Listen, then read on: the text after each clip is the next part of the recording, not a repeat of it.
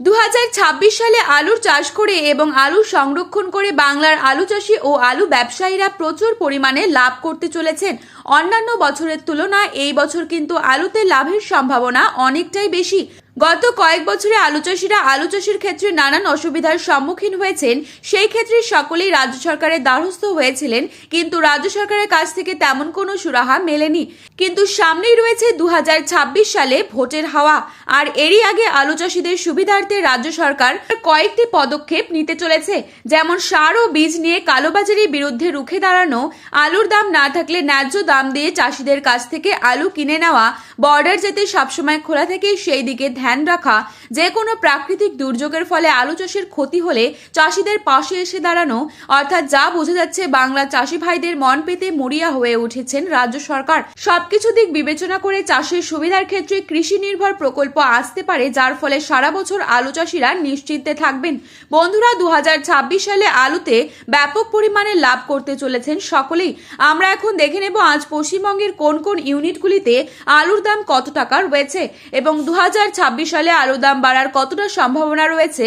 এই সমস্ত বিষয়ে যে গুরুত্বপূর্ণ আপডেট চলে এসেছে, তাই কিন্তু আমরা জেনে নেব এই ভিডিওটির মাধ্যমে। তাই রিকোয়েস্ট করব অবশ্যই পুরো ভিডিওটি শেষ পর্যন্ত দেখবেন এবং চ্যানেলটিতে নতুন এসে থাকলে অবশ্যই চ্যানেলটি সাবস্ক্রাইব করে পাশে থাকা বেল আইকনটিকে প্রেস করে রাখবেন।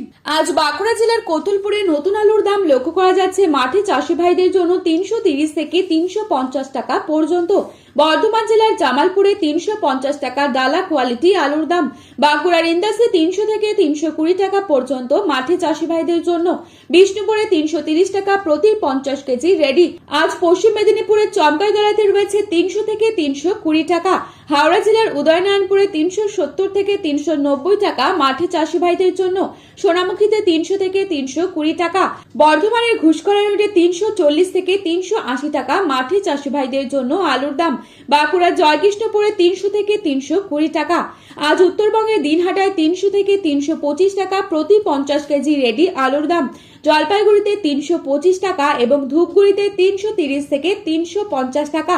কোচবিহারে রয়েছে 300 থেকে 330 টাকা প্রতি 50 কেজি রেডি। দক্ষিণবঙ্গে যে সমস্ত জায়গায় পোখরাজ আলু রয়েছে, সেটার বন্ডের দাম কি চলছে তাই তুলে ধরছি।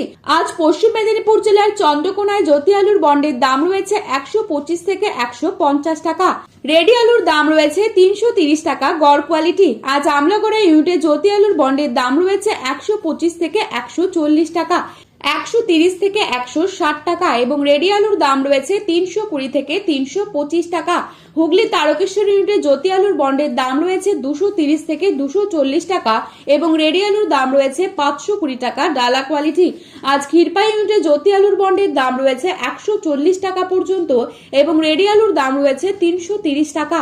আজ কামারপুকুর ইউনিটে জ্যোতি আলুর বন্ডের দাম রয়েছে 150 থেকে 160 টাকা এবং রেডি আলুর দাম রয়েছে 320 টাকা গড় কোয়ালিটি।